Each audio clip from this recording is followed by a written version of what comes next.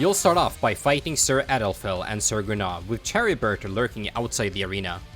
Pull both to the middle of the arena. A few moments after the pull, Adelphel will cast Holiest of Holy, a raid-wide AoE. Adelphel will then throw out a tank buster tether with two components called Holy Shield Bash and Holy Blade Dance that needs to be picked up by the tank and phased away from the party. The tank buster stuns and deals damage in a small AoE, then deals damage in a cone towards the tank. It's worth noting that this tank buster deals less damage the longer you've stretched the tether. At the same time, Grinnaux will wind up Empty Dimension, a donut AoE, and Charibert will select a random non-tank for Heaven's Blaze, a party stack. So make sure the party and the tank taking the tether are both under his hitbox.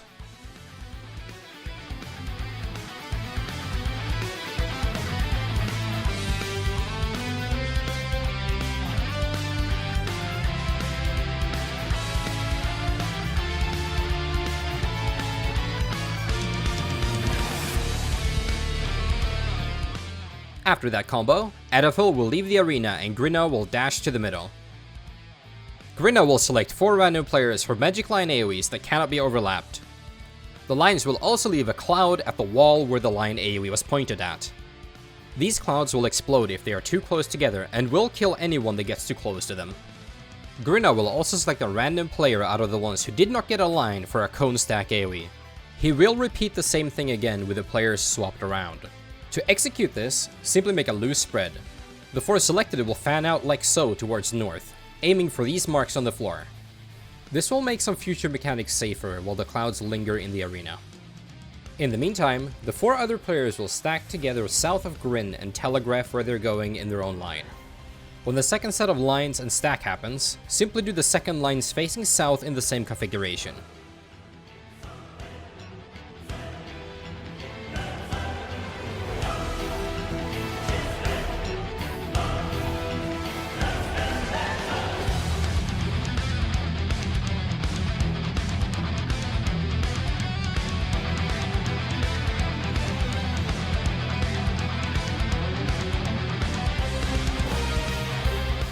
Adelphel will again appear on a random cardinal and cast another Holiest of Holy.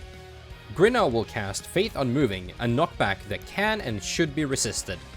Adelphel will then start dashing from his cardinal to another cardinal, then keep dashing in an hourglass formation while spawning deadly exploding orbs and finish off with an AoE tank buster on his main threat.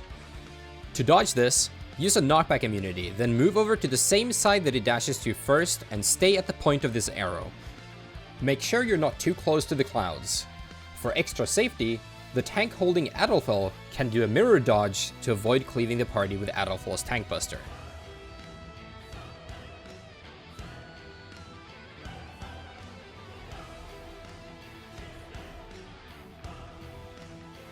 After the tank buster, Adelphel will attempt to cast Holiest Hollowing, which will heal both him and Grinnaux. Use Interject or Head Graze to cancel it. He will cast this 3 times throughout the phase and we use the tank interrupt first, then a ranged physicals, and then finally the tank again. Take both bosses to the middle and prepare for some chains. These chains will apply to pairs of 2. They will snap and resolve by moving far enough apart. The chains will deal a massive amount of damage and apply a damage down if they're not broken. They've decided to make this easier by giving each pair certain head-over symbols. 1 tank and 1 healer will be selected for a cross chain. The tank goes north and the healer south. 1 tank and 1 DPS for a square chain. The tank goes northeast and the DPS southwest. 1 healer and 1 DPS for a triangle chain. The healer goes southeast and the DPS northwest. The final 2 DPS will get circle chains. These go east and west. Grinnaux will combo this with Faith Unmoving and Charibert will select everyone for a small AoE that cannot overlap. So the way we solve this is to stand tightly around Grinnaux in the aforementioned configuration. It's important to be close to the middle already when the chains apply, since the closer you are to your partner when they apply, the less you have to travel to snap them.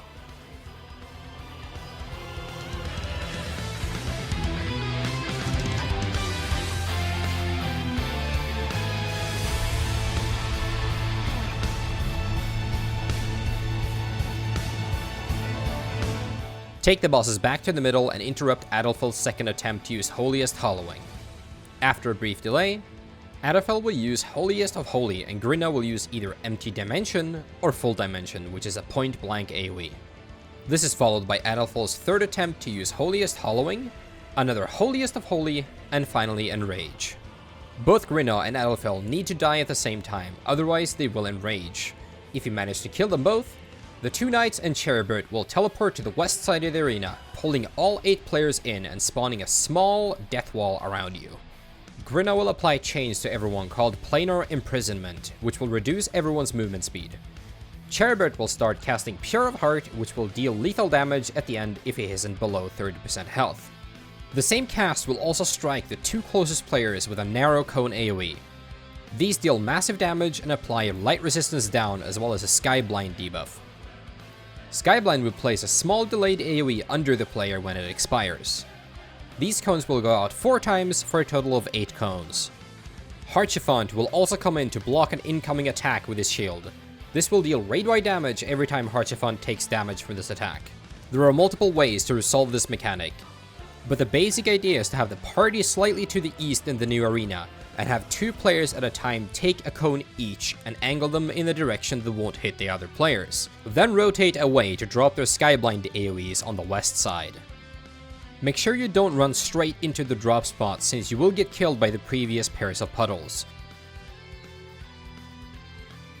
The ideal order is to have both healers take the first set, then a pair of DPS, then another pair of DPS, and finally tanks. Complete this dance and you'll be off to phase 2.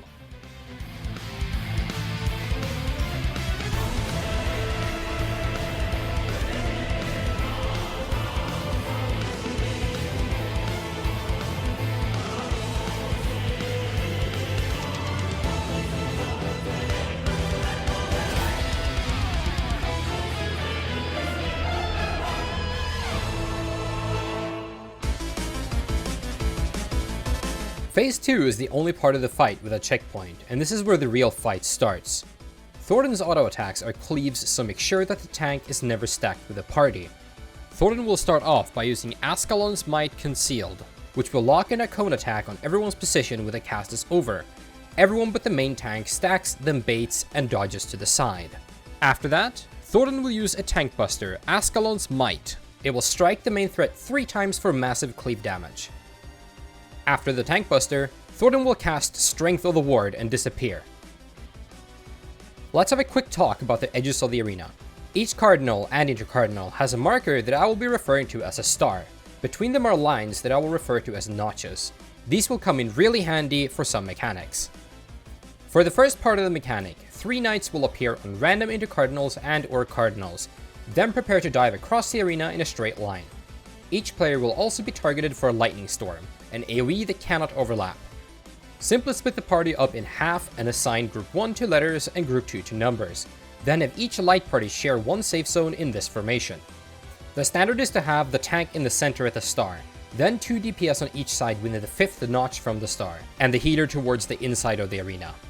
You can use these blue lines as guides to see how far in you can go if you're towards the center. For the second part, Grinnaux will appear in a random spot towards the middle and use Heavy Impact, a multi-hit AoE that starts out as point blank, then grows into larger and larger rings from the starting point. Getting hit will deal massive damage and stun you. Thordan will also reappear in the middle and use Ascalon's Might Concealed. To do this safely, dodge Heavy Impact towards the middle from each safe zone and try to stay together as a group. This will safely bait the cones from Thordan. For the third and final part of this mechanic, Thordan will appear at the edge of the arena with 2 of his knights appearing in the 2 quadrants away from him. Thordan will be treated as New North for the sake of explanations. 3 non-tanks will be selected for Skyward Leap, a massive magical AoE that causes a magical vulnerability. 1 of the other 3 non-tanks will be selected for a party stack, and the knights will throw out Holy Shield Bash tethers on random non-tanks that didn't get Skyward Leap. The arena will be covered in encroaching lethal AoEs, except for 4 safe zones on each cardinal relative to Thordan, and this is how you play the mechanic out. The 3 players who did not get Skyward Leap will go to Thordan and stack very tightly at the wall to leave space for the tanks. The tanks will grab 1 tether each and stand on either side of the 3 players to share the stack, but far away enough to not hit them with the busters. If you're not using immunities here, cross the tethers to stretch them further for less damage. The skyward leaps will rotate south and take one of the remaining cardinals each. If the tanks are not using immunities, make sure that the east and west leaps are skewed 2 notches towards south to not hit the tanks. The mechanic ends with towers appearing relative northwest, north, northeast, east, south, and west.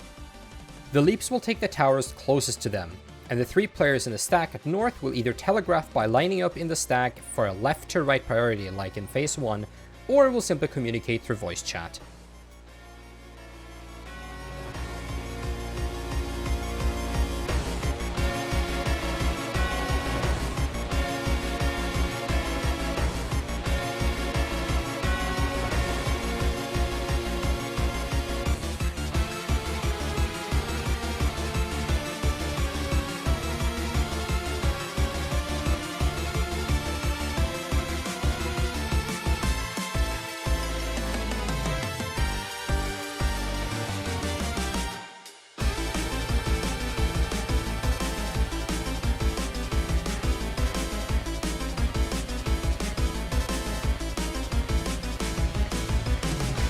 Thordan will appear in the center again and cast Ancient Quagga, a magical raid-wide AoE. After a brief delay, Thordan will use Heavenly Heal on the main threat, a massive tank buster that applies a slashing vulnerability. He will then instantly follow up with Ascalon's Might, either tank swap or use an immunity. Shortly after that, Thordan will cast Sanctity of the Ward and disappear.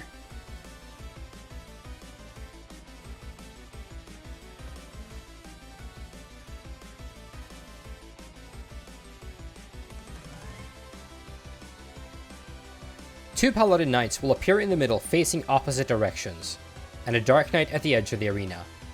Thordan and an Eye will appear on random intercardinals or cardinals and cast a gaze attack. Getting hit will force you to walk in a random direction. The Paladins will prepare to dash in triangle formations based on the way they're facing, and the Dark Knight will select 2 players for 1 marker and a 2 marker, then dash twice between the markers dealing shared proximity damage. To solve this part, you need to separate into light parties again and have group 1 go to the wall where the Dark Knight is, and the other go opposite. The 2 marker will always join the party at the Dark Knight, while the 1 marker will always go opposite of the Dark Knight. To deal with the shared damage combo comfortably, you can either have 1 person from each side adjust to create an even 4-4 split, or apply mitigation for a potential 5-3 split. We went with the latter option. A good option that requires minimal thinking is to pair people from each light party. If your partner swaps, you do too. This will always ensure a 4-4 split. The pairs will be tanks, healers, acting melee, and acting ranged. You will have to rotate towards one direction on both sides when you reach the wall based on the way the paladins are facing. Then continue to rotate that same direction when they start dashing. If the paladins in the middle are facing counterclockwise, you will rotate that way, and rotate clockwise if they face clockwise. To prepare for the dashes, pre-position in the correct direction 4 notches from the star on both sides, then look away from both gazes. There are 2 dodge patterns on either side. You'll either have a line of orbs in front of you right away that you'll dodge into after they explode, then find a small safe spot between 2 new orbs. Or you'll get nothing for a brief moment and have 2 orbs lock you in, quickly followed by an orb where you previously stood. Both dodges are done in the same way no matter which way you're going.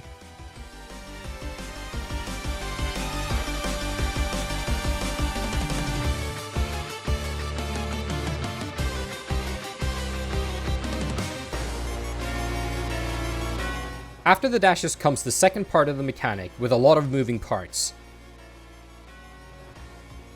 There will be a fire AoE covering the edges of the arena and a fire puddle towards each intercardinal. 2 DPS or 2 supports will be selected for prey. This will drop 7 boulders under your position with small delays between each drop. These cannot be placed too close to one another. If they are, they will explode and wipe the raid. All DPS or all supports will also be selected for an ice puddle that deals damage split among all players hit by the AoE. The puddle will linger throughout the mechanic. 8 towers will spawn in the arena. The towers will be divided so that there's 2 towers to resolve for each cardinal quadrant. There will either be 2 towers out, or 1 in and 1 out. To resolve this part, have 1 DPS paired with 1 support on each cardinal, standing halfway between the edge and the center. Determine which role has the prey buff. then have both praise take north and south spots if they aren't already there. To determine who takes which tower, players who share the same role as the praise will always have first dibs on the towers outside if there's only one tower out on your quadrant. If there are two towers outside, you can either communicate via voice who goes where, position your characters beside each other to telegraph in which direction you want to go, or have the prey role take the clockwise tower and the non-prey role take the counterclockwise. The praise north and south should naturally have priority on the towers that give them the most even distance between both starting towers. The middle towers are simple. Just go in and then go clockwise until you find a tower to fill. Skip towers that have already been filled and just keep going clockwise. After the towers have been resolved, the prey markers will immediately start dropping boulders and 8 new towers will spawn on each cardinal and intercardinal along the wall. The praise will rotate clockwise and the rest of the players will get into position for their new towers. The prey role will always take cardinal towers and the non-prey role will always take the tower clockwise from that. At the end of the mechanic, Faith Unmoving will attempt to knock everyone back. So the outer players will have to use a knockback immunity and the inner players will ride the knockback into their towers. There are 2 rare patterns where the 2 preys are really close to one another at east or west, and one of the players have a really small space to place their boulders. In this case, you cannot just hold W. You need to learn how to space them out manually by timing brief stops between the drops. You can either learn the timing or spam this macro I've put in the description.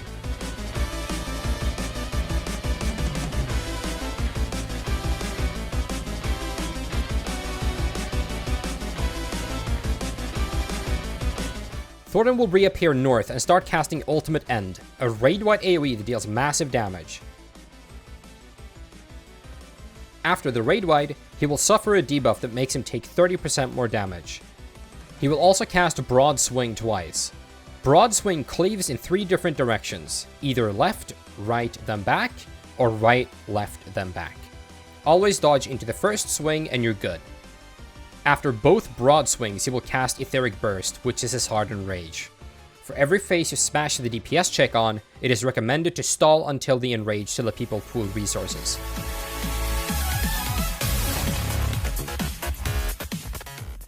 Nidhogg will come down with Final Chorus, a raid-wide AoE that deals massive damage.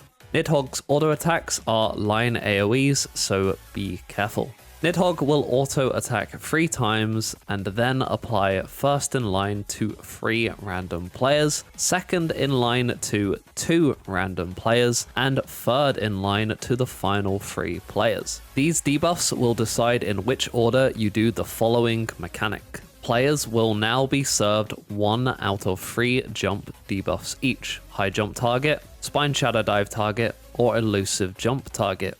Each debuff will get a small AoE, and should you get hit by an AoE that isn't yours, it will send you flying into the wall. The AoE will apply a fire vulnerability, and a tower soak will be dropped underneath the player that another player has to take. The circle debuff, high jump target, will simply drop the tower on your position. The forward arrow spine shattered dive target will drop the tower in front of you, roughly the distance of the boss's full hitbox, and elusive jump target will drop the tower behind you for the same distance. The actual towers will spawn an untargetable add that will take a second to lock on to the closest player and wind up a lethal line AoE. Have the soaker bait this outwards. Nidhogg has one final mechanic during this part. He will execute Lash and Gnash, or Gnash and Lash. This mechanic is a donut AoE into a point blank AoE, or vice versa. He also casts a stack AoE on a random target that currently isn't getting dove by their debuffs. The in and out orders are equal to his hitbox, and an easy way to recognize which is by recognizing that the G is just a scuffed O, so Gnash is out, and L is just an I that's trying to compensate for something,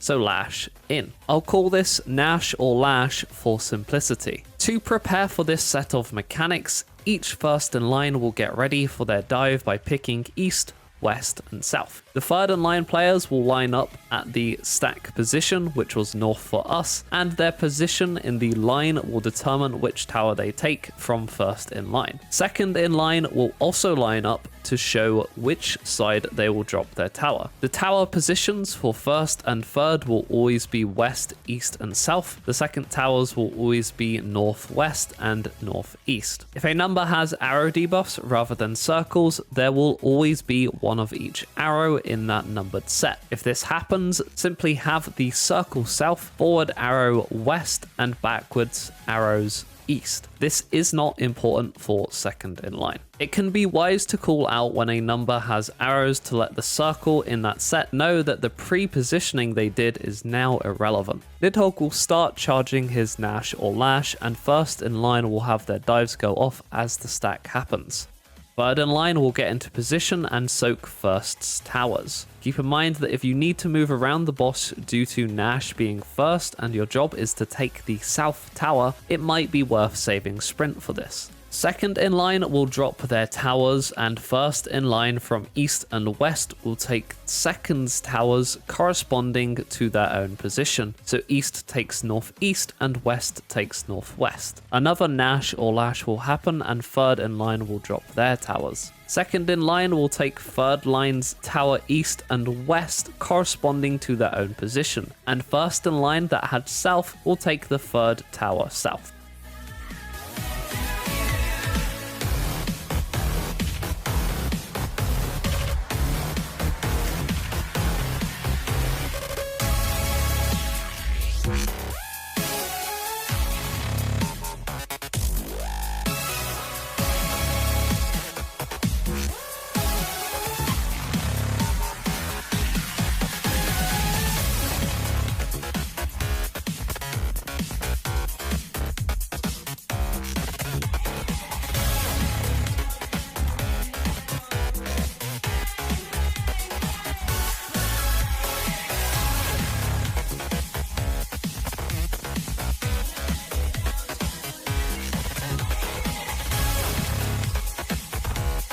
After the mechanics have been resolved, Nidhogg will auto-attack twice again before casting Draken Lance towards a random target. Draken Lance is a cone AoE that deals lethal damage.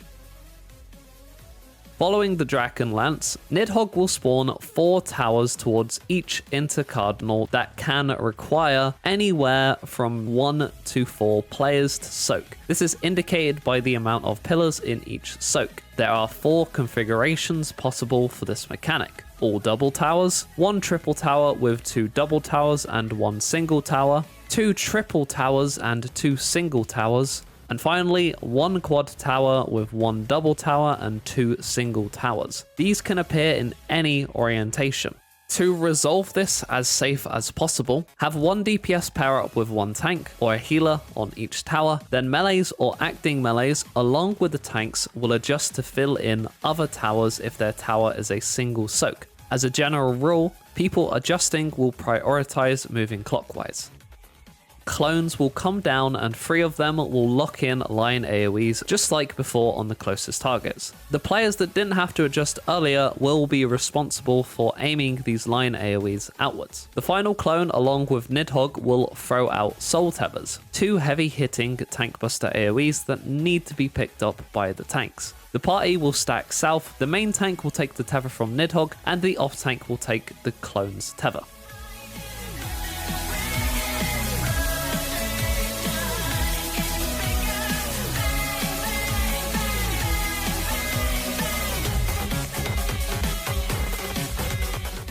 Nidhogg will auto-attack 5 more times and then cast a final Draken Lance. This cast will always be facing south.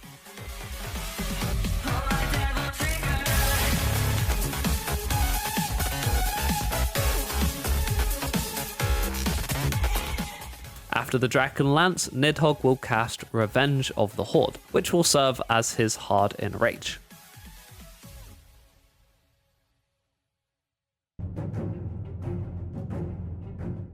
After Nidhogg's defeat, he will revert back to Estinian and Alphino will enter the arena from the south. The Spirit of Horchefont will appear and select a random player for Soul of Friendship. The Spirit of Ysael will also appear and select Alphino for Soul of Devotion. These 2 will apply buffs of the same name to anyone stacking with the targets. The buffs themselves allow the players to deal damage to Nidhogg's eyes.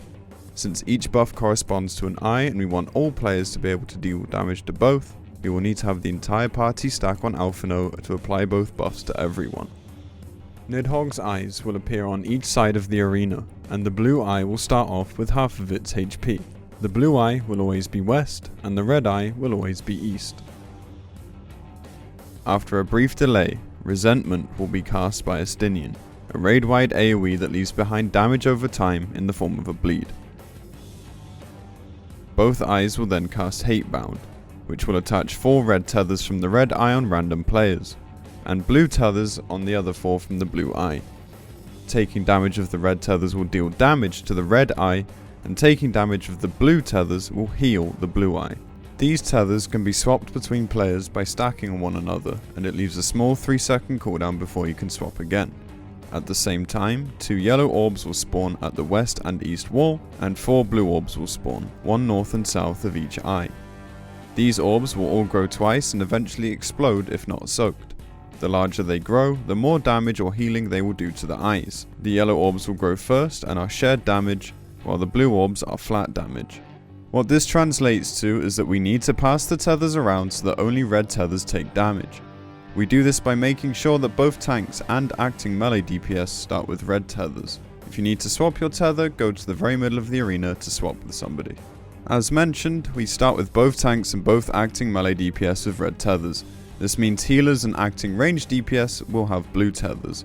The tanks will get in position to take the yellow orb by the red eye, and the acting melee to take the yellow orb by the blue eye. The healers will position themselves north and south of the red eye by the blue orbs, and the acting range DPS in the same manner by the blue eye.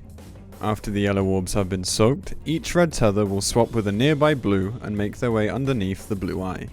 The players from Group 1 will swap on the north side, and the people from Group 2 on the south side for the sake of consistency. The blue orbs will get soaked by the new red tethers after growing twice, and they will also converge on the blue eye.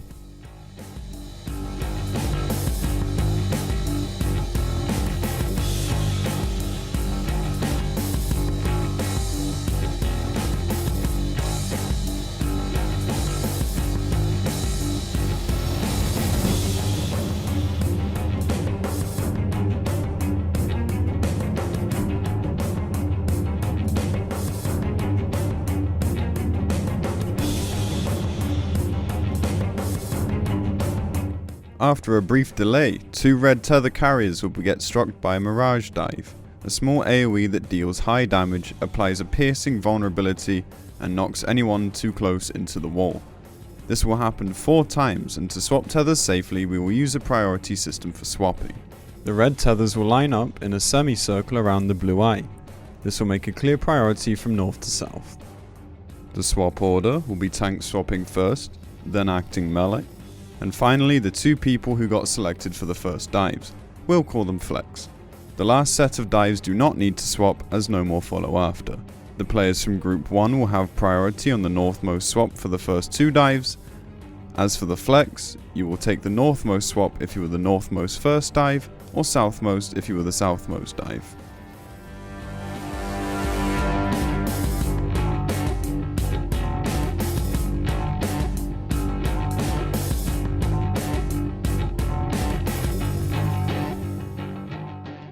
After the final set of dives, finish off the blue eye and move on to kill the red eye.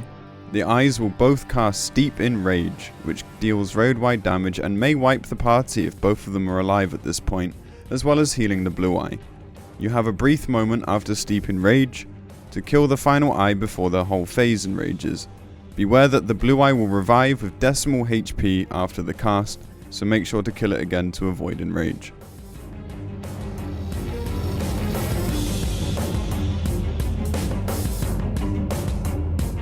If you successfully make it past the eye phase, you will be taken back to the part of phase 1 where you deal with Chairbird's Pure of Heart.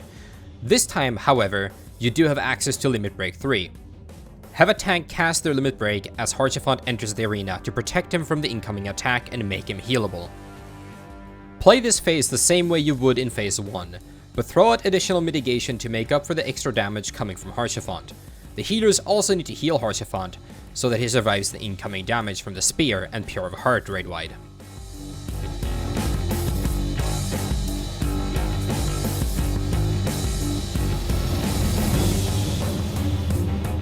After PR of Heart, the spear killing Haurchefant will become targetable. Destroy it before it executes him. If you manage to save Haurchefant, you will be brought into an alternate timeline where Thordan got his hands on Allagan technology and enslaved dragonkind.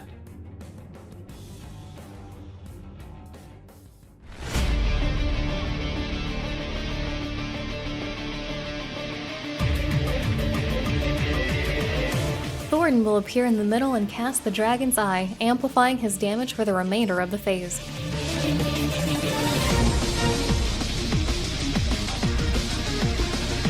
Thordan will then auto-attack twice before casting Wrath of the Heavens, after which he will disappear.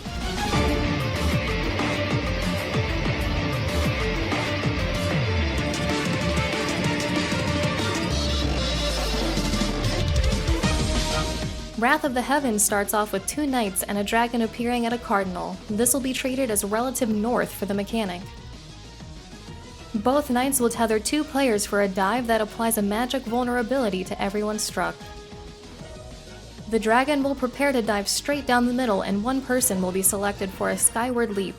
2 players will also be selected for a lightning puddle. All of these things except for the lightnings will be executed when the dragon dives.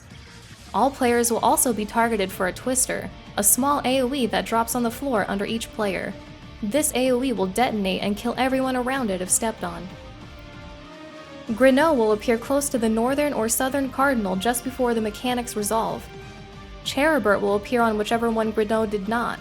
Keep in mind where they appear. To execute this part, the tethers will stretch to each tether's opposite inner cardinal, then step roughly 5 notches southwards from their respective star. The skyward leap will move slightly south of the northwest star. The remaining 5 players will line up along the east wall. When the mechanics resolve, everyone will take a few steps into the middle to dodge the twisters. One of the players that didn't get a tether or skyward leap will now get a dive bomb marker that baits dives from east and west. Take this marker to the cardinal where Cherubert is. Thordan will also cast Ascalon's Mercy Revealed, a cone AoE targeting every player that applies a physical vulnerability. Do not overlap these. To make this section safe, the people who got the tethers will both rotate clockwise to make space for the east people to fan out, as well as setting up safe paths for the final part of the mechanic. After the cleaves, one of the players that didn't get lightning but got a tether, skyward leap, or the dive marker will be selected for Altar Pyre. This is a simple delayed AoE that is dropped underneath you 4 times. Any player who didn't get lightning nor any of the aforementioned mechanics will be selected for Liquid Heaven. This is a simple puddle AoE that hits you and lingers behind. 5 of them will hit you, and staying in them for too long will kill you. Be wary to not hit any other player with this in case they still have a magic vulnerability. Finally, Grinnaux will charge up Empty Dimension, and to resolve this final part, every player needs to make it to Grinnaux. To do this safely, the lightnings will haul ass and spread out towards the wall in the small safe zone. The Altar Pyre will loop around on the west side until they have dropped all pyres. The Liquid Heaven will do the same on the east side. All players that don't have lightning should end up stacking tightly in the safe zone towards the middle.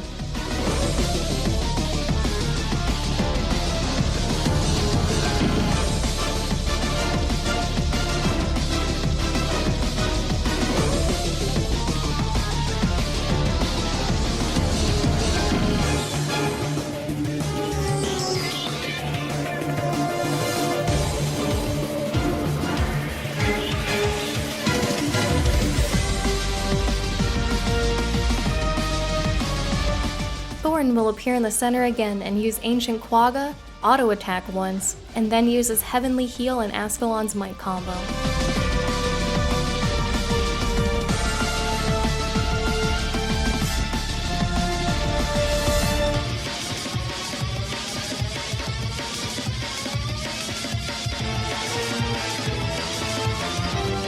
After the Buster, he will cast Death of the Heavens.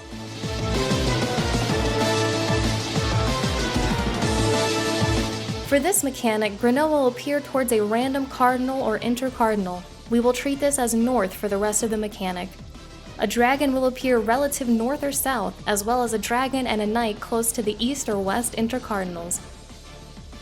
We will line up the party from west to east in a conga line and prepare for some debuffs. 4 random players will get Doom and the other 4 will get nothing. The latter will be selected for the cleanses the Dooms need at a later part.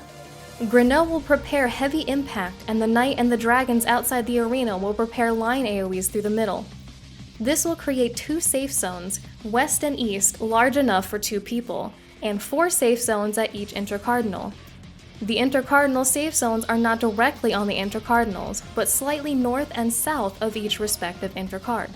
After the Dooms have been applied, each player will also be targeted for a lightning storm and a twister that will drop when the dives happen. The cleanses will also be dropped from the players who did not get Doom when the dives resolve.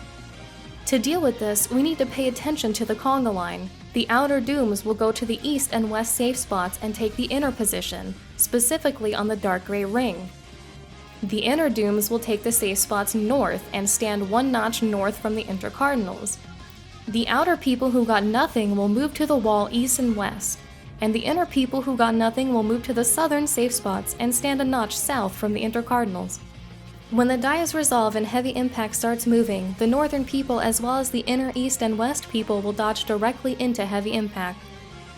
The outer east and west as well as the southern people won't make the timing for the same heavy impact wave, so they will instead dodge towards each respective intercardinal, then walk straight into the middle.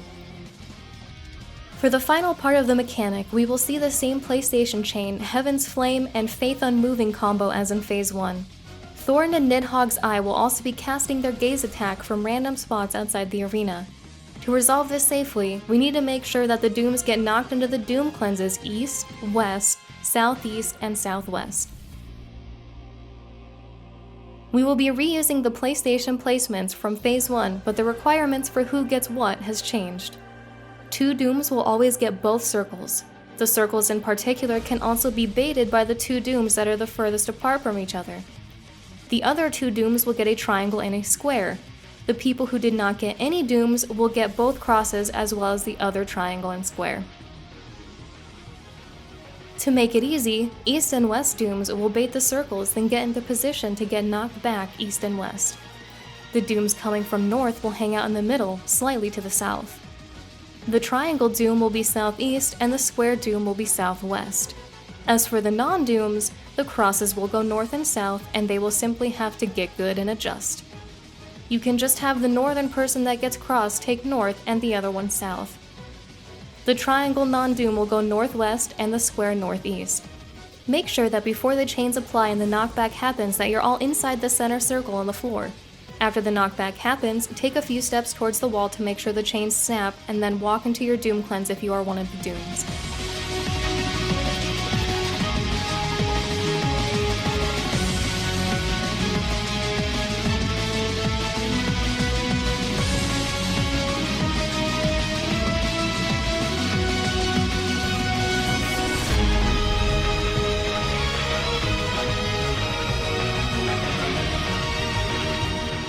The final part of this mechanic is simply just 8 meteor ads that need to be killed.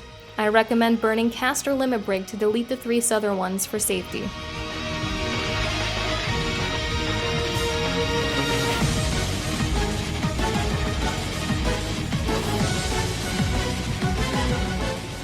Once Thordan returns to the arena, he will cast another Ancient Quagga, auto attack once, and then use another Tank Buster combo.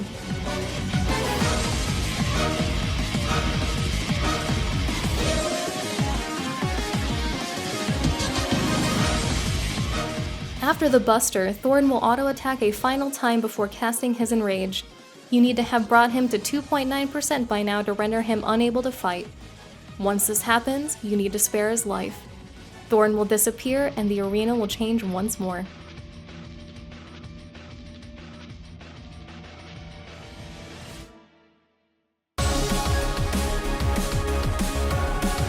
Nidhogg will appear on the west wall, and Hraesvelgr will appear on the east wall. Both dragons will auto-attack a couple of times before casting Dread Worm's Breath and Great Worm's Breath. This mechanic has a few components. First and foremost, a donut AoE will cover the outside of the arena. Nidhogg will latch proximity fire tethers onto 3 random DPS or healers that will deal high damage in a cone and apply Paretic.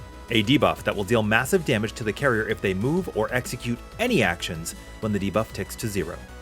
Hraesvelgr will throw out similar tethers, but instead of pyretic, the targets will suffer a freezing debuff which will freeze you in place when it expires. You can cancel out these debuffs by getting hit by one fire cone and one ice cone by overlapping them. Beware that even though the tether might have been stretched to an appropriate length, it still takes into account how close the other person is when stacking, so make sure both of you are at a similar distance with both tethers. Both dragons will also wind up a tank buster. You will have to pay attention to each dragon to see who gets the buster. If both dragons' mouths are glowing, it will be a shared tank buster between the two tanks that will leave a nasty bleed if they don't stack.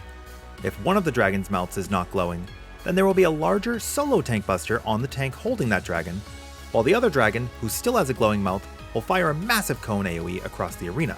This solo tank buster will also knock back anybody else who gets hit by it, assuming they survive. There is no state where neither of the mouths are glowing. The strat we will use is to position everyone in a triangle, like so, with Light Party 1 always being anchored regardless of which tether they have. Then, Light Party 2 just adjusts to correct any double tethers. This will always result in 2 people from Light Party 2 having to swap places with each other, or everyone being paired up properly from the get-go. As for the tanks, if it's a shared tank buster, then they'll simply go to slightly north of middle and take the buster. If it's a single buster, both tanks will go just inside the hitbox on the north side. This spot is safe regardless if you are the tank with the buster or not.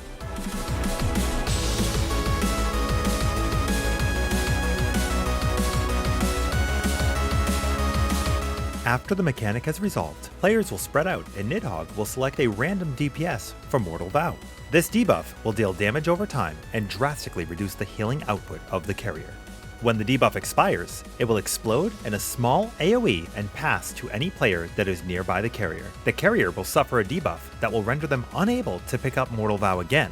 Should any extra player get hit by the initial application, or any extra player besides the player receiving a pass, they will suffer a 50% max health reduction.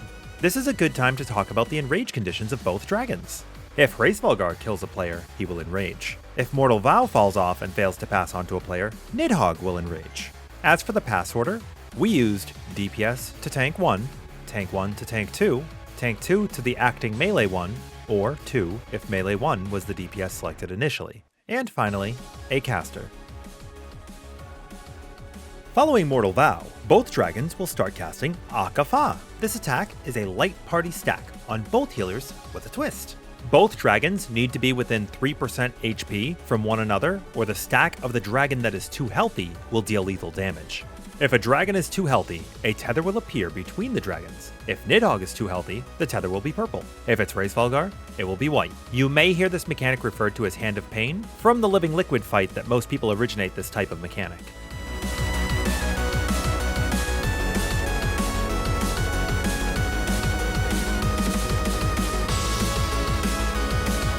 After the stacks, Nidhogg will disappear and then reappear outside of the stage, ready to dive bomb the west or east half of the arena. Hraesvelgr will also cast Hollowed Wings, which will cleave the north or the south side of the arena. Besides figuring out which quadrant is safe, you also need to keep track of if Hraesvelgr's head is pointing up or down. If his head is up, he will launch AoE tank busters on the 2 farthest targets. If his head is down, it will be the 2 closest targets. Find the safe spot and make sure the tanks are in position to bait the busters.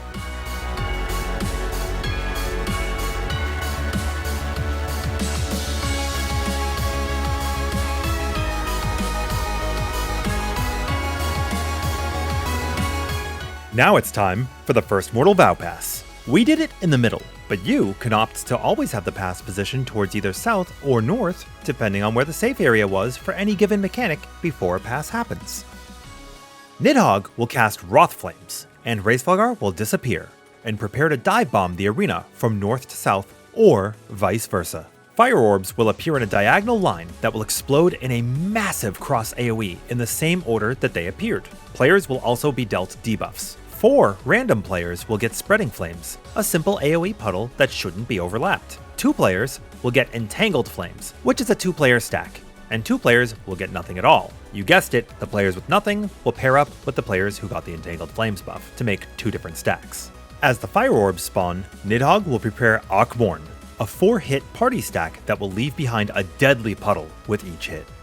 To start solving this mechanic, we need to go to a corner that has the third orbs, or is in line horizontally with the third orbs. We will always go to a corner near Nidhogg unless Hraesvelgr's dive makes that impossible. Regardless of which corner you go to, we will always stand along the east or the west wall.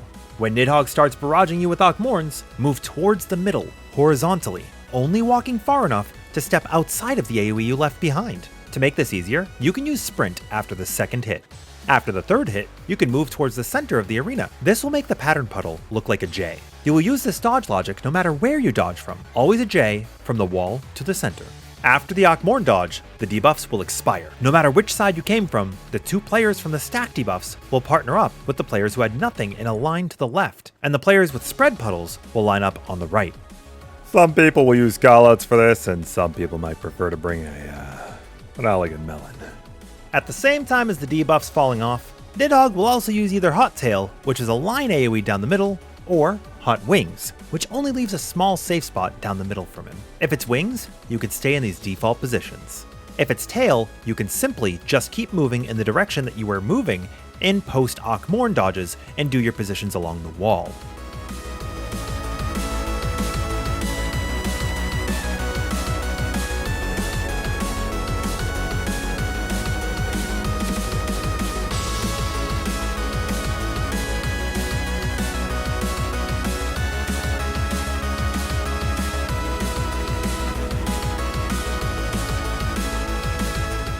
Following Wrath Flames is the second Mortal Vow Pass. Deal with it in the same manner as before. Both dragons will now fire another Akafa. This has the same HP check as before, so keep them even, stacking your light parties, and mitigate. After the stacks, there will be another Hollowed Wings, very similar to the first one, except that this time, Nidhogg will not dive bomb the arena, and instead will use either Hot Tail or Hot Wings. This mechanic is again followed by another Mortal Vow Pass.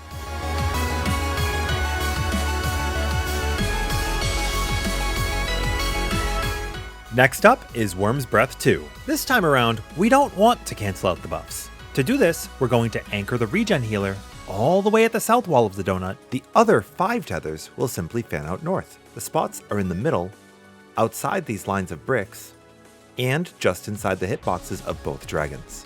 You'll simply have to adjust so that every tether is stretched to the opposite dragon, and try not to put a melee in the middle. The tanks will execute their busters in the same exact fashion, but on the southern side.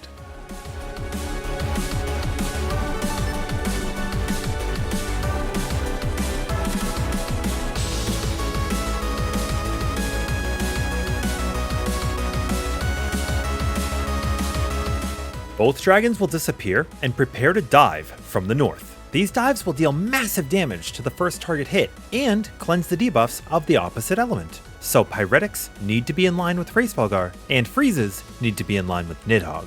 Standing in the middle will kill you, since the dives will overlap slightly. Make sure the tanks are well mitigated for this if you want to avoid using your invulnerabilities and make phase 7 easier. You can bring any mitigation that lasts longer than 15 seconds over from the Worm's Breath 2 by using them a second before the buster goes off. To make this part easier, as they disappear and you wait to see which dragon appears on which side, line up in the middle and be prepared to step into the correct dive. Once you're safe on the side you need to be on, immediately cease and desist all actions and make sure you don't die from the Pyretic debuff if you have it.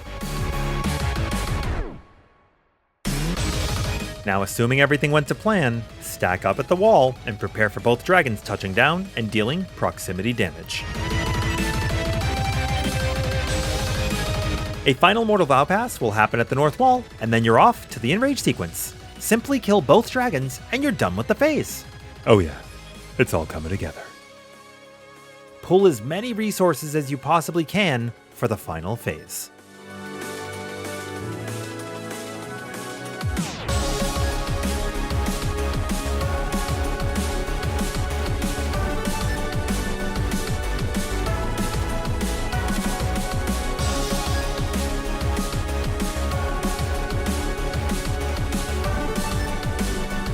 You remember that guy you spared back in phase 5? Well, Thordan's back, and this time he's harnessing the power of both Dragon's Eyes. He will enter the arena and cast 2 raid wides that come with a bleed each time. He will then complete his transformation with Alternative End, a raid wide dealing massive damage. Make sure to mitigate this generously. It is definitely worth covering your squishy players with single target mitigation from the tanks and healers, as well as their own personals that any DPS may have.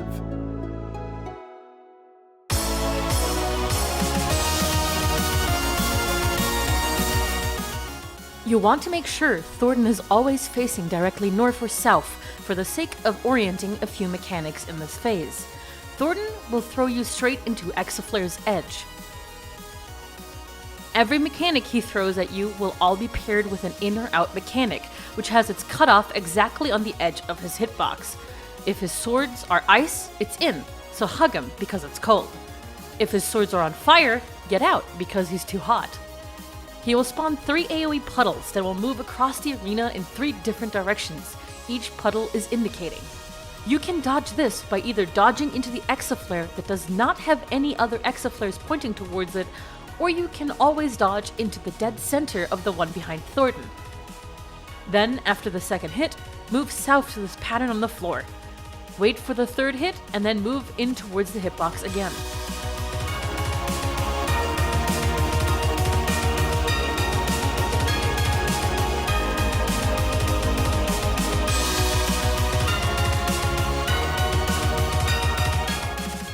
Between each mechanic, Thordan will auto-attack twice. His auto-attacks are small AoEs and will strike 3 targets at once. Thordan will always target the main threat, the second threat, and the closest target to him. The main threat will receive a stacking darkness vulnerability with each auto. The second threat a stacking light vulnerability, and the closest target will receive both debuffs. Every time this happens, you want to have a DPS or healers take turns going to the middle of the boss and take an auto each. The order we did this in was acting melee first, then acting ranged, then healers, and those pairs would rotate until the end of the phase. As for the tanks, they can take 3 autos before they become lethal. Solve this by swapping the main threat after each set of 2 auto attacks. Next up is Akmorn's Edge. Thordan will spawn 3 stacked towers around him. The 2 in front of him are meant for 3 non-tanks, and the one in the back is meant for both tanks to take as a shared tank buster. These towers will hit 5 consecutive times, and every time the mechanic comes up again, they will add 1 more. Failing to soak the towers will lead to a wipe. My party opted to bring both tank invulnerabilities into this phase and have them solo the tank tower while the other tank uses their cooldown on one of the non-tank towers for the second and third Akmorn's Edge. This will drastically lower the mitigation and healing required for this mechanic. If you do get out, step into the hitbox afterwards so that the healers can reach you with their AoE heals.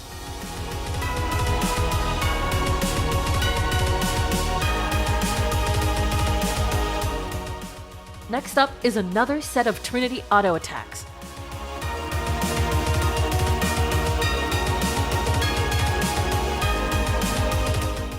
Thordan will now cast Gigaflare's Edge.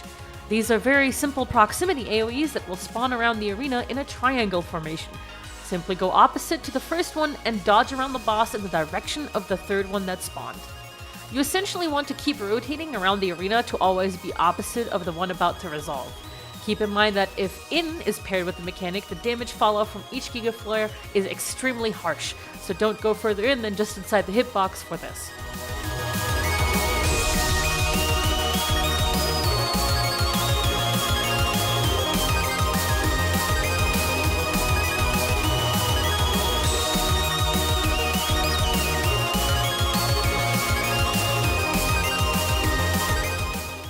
Thordan will follow up with more Trinity auto attacks, then rotate the mechanics in this order until you've seen the third Akmorn's Edge, after which you will enrage with Akafa's Edge.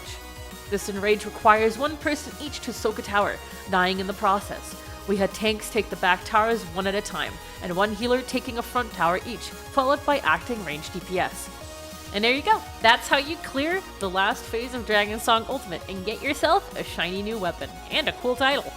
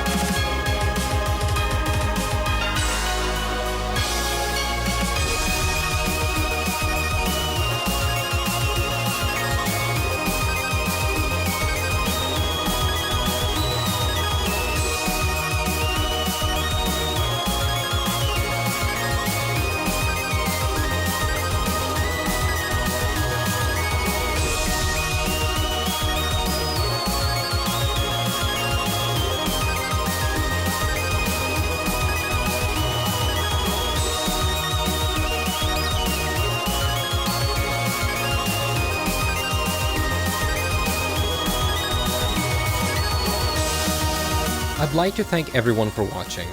I also want to thank Azurite, Serenaya, Sylvee, Rin, and Shenpai for guesting in this video. These guides are still just passion projects, and I will always be looking for more content creators to take part in the fun. I still have an existing ultimate to cover, and there is one more ultimate on the horizon, so I will definitely be seeing you all again. Sacrifice? Yeah, watch the boss a bit. Okay. Someone needs to die on A. I'll take C next, Nice! Holy shit!